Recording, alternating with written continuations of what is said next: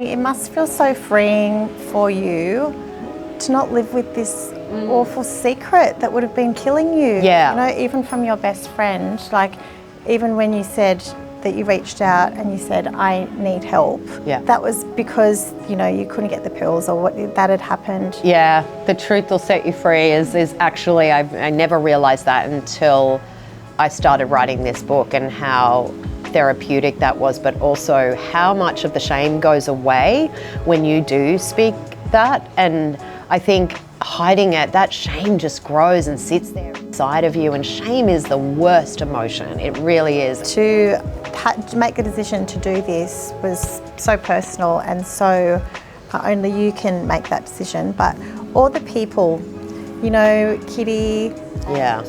all the people in your life, was that almost the hardest bit to Yes. go to them and say, can I? Absolutely. Yeah, that was hard, that part, because I think it's one thing for you to step up and say, hey, this is who I am and this is what I've done, but other people are involved in that, and there's a little bit of a knock-on effect that you have to be aware of. And it's when, you know, I don't ever want to make someone's life difficult because I feel like this is the right thing for me to do. I'd hate to see that affect my daughter mostly in a negative way, which is why before I even agreed to doing the book, had that conversation with her, because that to me was first and foremost. You know, how did she feel about it? I didn't know how she would feel.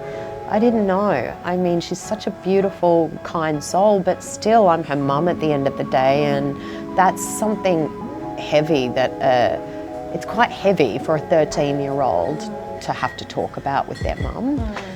But she is really so mature beyond her years, and the way she responded, which, as you know in the book, was just so empathetic and non-judgmental, and she was really okay with it.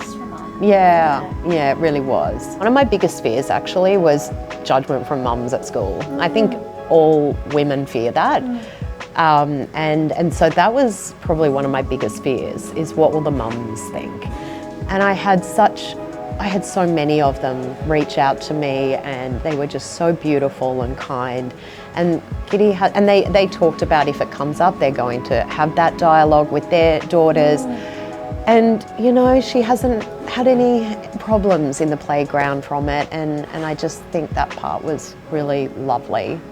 You know, it really was, yeah. Very honest with Jack, I said to her, I couldn't do it, and I just have to wrap my head around it, because I actually really admire that you have the courage to do this, and as your friend, I will be there 100% for whatever you want to do.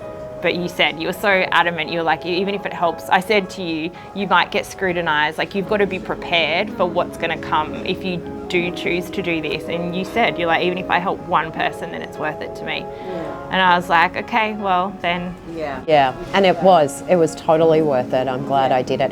And I think, you know, it was the only reason I did this book. Are you completely different? Are you the same, just improved? How do you kind of think about who you are? I didn't know what loving yourself even really meant. Was that just telling yourself you're beautiful in the mirror? I didn't even understand that, to be honest. That's how completely naive I was 2 years ago. And then when I started understanding about, oh, you really have to listen to who you are, and I've discovered so much about myself. I am a lot stronger than I thought I was.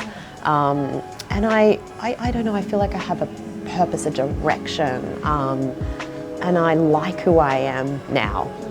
I don't think I did before. Well, for me, that was the biggest takeaway. It was, you were just crying out to be loved, you know, and that broke my heart, because you are so clearly loved by so many people. You know, to be put down or to not feel like you're good enough, but to be so vulnerable and to realise that that's how you were feeling and that's what mattered. You know, you can focus. That made me cry. But it's so special that you got to that point. Yeah, I agree, because yes, I think that was the thing. For years, I was crying out for that, but also not realising that I wasn't loving myself either. And I think that was the biggest realisation. And I think that it was like I was expecting someone else to fill that void of giving me the love that I wasn't giving myself. And then when I did start doing that, the peace that came with that, the contentment of not needing it, because I do have wonderful people in my life. I have wonderful women, especially in my life, and I do get a lot of love. But yeah, it was me that wasn't giving myself that love. It wasn't in a way, it was a cry for help, but it was. I think I was just a little lost. You know, I think it's the people who have messaged me since I have spoken out, who have never told anyone what they're going through, similar situation to myself. They're realizing they need to maybe address it and get help, and just to have people open up like that is such a huge step. That's the first step, you know, of AA or NA, is admitting you have a problem, and it's the hardest step actually. And so just by them saying that is huge. And so it's not wasted on me that what I did and what I can show some people out there is that life can be so much better when you do get help. So I think, yeah, I feel like in a way I'm really, I have a lot of gratitude for being in the position I am, and in a way going through what I did to be able to come out the other side and maybe do something that might change other people's lives.